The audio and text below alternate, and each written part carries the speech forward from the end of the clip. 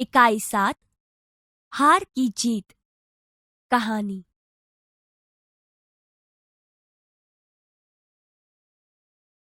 माँ को अपने बेटे और किसान को अपने लहलहाते खेत देखकर जो आनंद आता है, वही आनंद बाबा भारती को अपना घोड़ा देखकर आता था। भगवत भजन से जो समय बचता, वह घोड़े को अर्पण हो जाता। वह घोड़ा बहुत ही सुंदर और बलवान था। इसके जोड़ का घोड़ा सारे इलाके में न था। बाबा भारती उसे सुल्तान कहकर पुकारते, अपने हाथ से खरहरा करते, खुद दाना खिलाते और देख देख कर प्रसन्न होते थे। उन्होंने रुपया, माल असबाब, जमीन आदि अपना सब कुछ छोड़ दिया था, यहाँ तक कि उन्हें नगर के जीवन से भी घृणा थी। अब गांव के बाहर एक छोटे से मंदिर में रहते और भगवान का भजन करते थे। मैं सुल्तान के बिना नहीं रह सकूंगा, उन्हें ऐसा लगने लगा था। वे उसकी चाल पर लट्टू थे। कहते, ऐसे चलता है जैसे मोर घटा को देखकर नाच रहा हो। जब तक संध्या के समय सुल्तान पर चढ़कर 8-10 मील का चक्कर न लगा लेते, उन्हें चैन न आता। खड़क सिंह उस इलाके का कुख्यात डाकू था। लोग उसका नाम सुनकर कांपते थे। होते होते सुल्तान की कीर्ति उसके कानों तक भी पहुंची। उसका हृदय उसे देखने के लिए अधीर हो उठा। वह एक दिन दोपहर के समय बाबा भारती के पास पहुंचा और नमस्कार करके बैठ गया। बाबा भारती ने पूछा, खड़क सिंह, क्या हाल है? खड़क सिंह ने सिर झुकाकर उत्तर दिया, आपकी दया है। कहो, इधर कैसे आ गए? सुल्तान की चाह खींच लाई। विचित्र जानवर है, देखोगे तो प्रसन्न हो जाओगे। मैंने भी बड़ी प्रशंसा सुनी है। उसकी चाल तुम्हारा मन मोह लेगी। कहते हैं देखने में भी बड़ा सुंदर है। क्या कहना, जो उसे एक बार देख लेता है, उसके हृदय पर उसकी छवि अंकित हो जाती है। बहुत दिनों से अभिलाषा थी, आज उपस्थित हो सका हूं।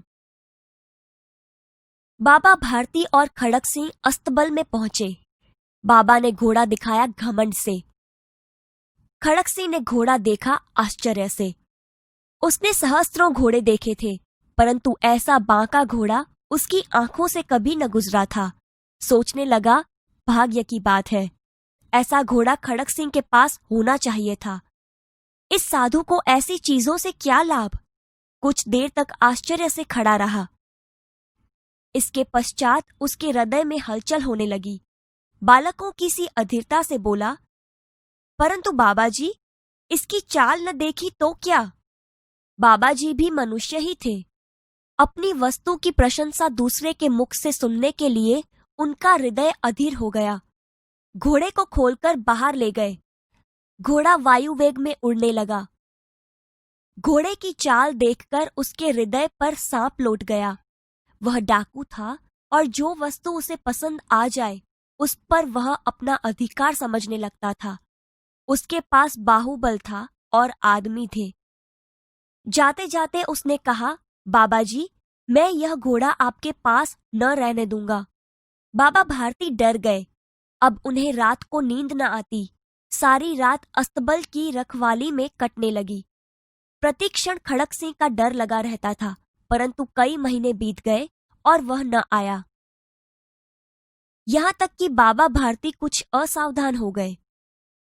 संध्या का समय था। बाबा भारती सुल्तान की पीठ पर सवार होकर घूमने जा रहे थे। इस समय उनकी आंखों में चमक थी, मुख पर प्रसन्नता। कभी घोड़े के शरीर को देखते, कभी उसके रंग को, और वह मन में फूले न समाते थे। सहसा एक ओर से आवाज आई, ओ बाबा, इस कंगले की सुनते जाना। आवाज में करुणा थी। बाबा ने घोड़े को रोक लिया। देखा, एक अपाहिज वृक्ष की छाया में पड़ा कराह रहा है। बोले, क्यों, तुम्हें क्या कष्ट है? अपाहिज ने हाथ जोड़कर कहा, बाबा, मैं दुखियारा हूं, मुझ पर दया करो। रामावाला यहाँ से 3 मील है। मुझे वहीं जाना है। घोड़े पर चढ़ा लो, परमात्मा भला करेगा। वहां तुम्हारा कौन है?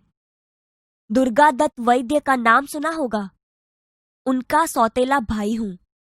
बाबा भारती ने घोड़े से उतरकर अपाहिज को घोड़े पर बैठा लिया और स्वयं उसकी लगाम पकड़कर धीरे धीरे चलने लगे। सहसा उन्हें एक झटका सा लगा और लगाम हाथ से छूट गई। उनके आश्चर्य का ठिकाना न रहा जब उन्होंने देखा कि अपाहिज घोड़े की पीठ पर तनकर बैठा है और घोड़े को दौड़ाए लिए जा रहा है। उनके मुख से भय, विस्मय और निराशा से मिली हुई चीख निकल गई। वह अपाहिज डाकू खड़क सिंह था। बाबा भारती कुछ देर तक तो चुप रहे। इसके पश्चात कुछ निश्चय कर पूरे बल से चिल्लाकर बोले, जरा ठहर जाओ। खड़क सिंह ने आवाज सुनकर घोड़ा रोक लिया। उसकी गर्दन पर प्यार से हाथ फेरते हुए कहा, बाबा जी, यह घोड़ा अब न दूंगा, मगर एक बात सुनते जाओ। खड़क सिंह ठहर गया। बाबा भारती ने निकट जाकर उसकी ओर ऐसी आंखों से देखा जैसे बकरा कसाई की ओर देखता है। फिर कहा, यह घोड़ा तुम्हारा हो चुका। मैं तुमसे इसे वापस करने के लिए नहीं कहूंगा, परंतु खड़क सिंह, केवल एक प्रार्थना करता हूं, उसे अस्वीकार न करना, नहीं तो मेरा दिल टूट जाएगा। बाबा जी, आज्ञा कीजिए, मैं आपका दास हूं, केवल यह घोड़ा न दूंगा। अब घोड़े का नाम न लो, मैं तुमसे इसके विषय में कुछ न कहूंगा। मेरी प्रार्थना केवल यह है कि इस घटना को किसी के सामने प्रकट न करना। खड़क सिंह का मुंह आश्चर्य से खुला रह गया। उसका विचार था कि उसे घोड़े को लेकर यहाँ से भागना पड़ेगा, परंतु बाबा भारती ने स्वयं उससे कहा, इस घटना को किसी के सामने प्रकट न करना। इससे क्या प्रयोजन सिद्ध हो सकता है? खड़क सिंह ने बहुत सोचा, बहुत सिर मारा, परंतु कुछ समझ न सका। हार कर उसने अपनी आंखें बाबा भारती के चेहरे पर गड़ा दी और पूछा, बाबा जी, इसमें आपको क्या डर है? सुनकर बाबा भारती ने उत्तर दिया, लोगों को अगर इस घटना का पता लग गया तो वे किसी गरीब का विश्वास न करेंगे। यह कहते कहते उन्होंने सुल्तान की ओर से इस तरह मुंह मोड़ लिया जैसे उनका कोई संबंध ही नहीं रहा हो। बाबा भारती चले गए, परंतु उनके शब्द खड़क सिंह के कानों में उसी प्रकार गूंज रहे थे। सोचता था, कैसे ऊंचे विचार हैं, पवित्र भाव हैं। उन्हें इस घोड़े से प्रेम था। इसे देखकर उनका मुख फूल की नाई खिल जाता था। कहते थे, इसके बिना मैं न रह सकूंगा। इसकी रखवाली में वे कई रात सोए नहीं। भजन भक्ति न कर रखवाली करते रहे, परंतु आज उनके मुख पर दुख की रेखा तक दिखाई न पड़ती थी। उन्हें केवल यह ख्याल था कि कहीं लोग गरीबों पर विश्वास करना न छोड़ दें। ऐसा मनुष्य मनुष्य नहीं, देवता है। रात्रि के अंधकार में खड़क सिंह बाबा भारती के मंदिर में पहुंचा। चारों ओर सन्नाटा था। आकाश में तारे टिमटिमा रहे थे। थोड़ी दूर पर गांवों के कुत्ते भौंक रहे थे। मंदिर के अंदर कोई शब्द सुनाई न देता था। खड़क सिंह सुल्तान के बाग पकड़े हुए था। वह धीरे धीरे अस्तबल के फाटक पर पहुंचा। फाटक खुला पड़ा था। किसी समय वहां बाबा भारती स्वयं लाठी लेकर पहरा देते थे, परंतु आज उन्हें किसी चोरी, किसी डाके का भय न था। खड़क सिंह ने आगे बढ़कर सुल्तान को उसके स्थान पर बांध दिया और बाहर निकलकर सावधानी से फाटक बंद कर दिया। इस समय उसके आंखों में नेकी के आंसू थे। रात्रि का तीसरा पहर बीत चुका था।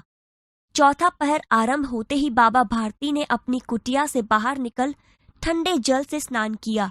उसके पश्चात इस प्रकार जैसे कोई स्वप्न में चल रहा हो, उनके पांव अस्तबल की ओर बढ़े, परंतु फाटक पर पहुंचकर उनको अपनी भूल प्रतीत हुई।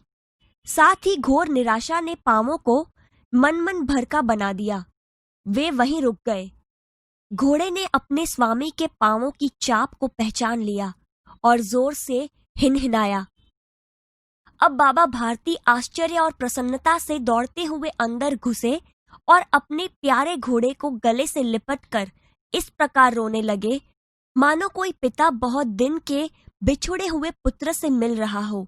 बार बार उसकी पीठ पर हाथ फेरते, बार बार उसके मुंह पर थिपकियां देते। फिर वे संतोष से बोले, अब कोई गरीबों की सहायता से मुंह नहीं मोड़ेगा।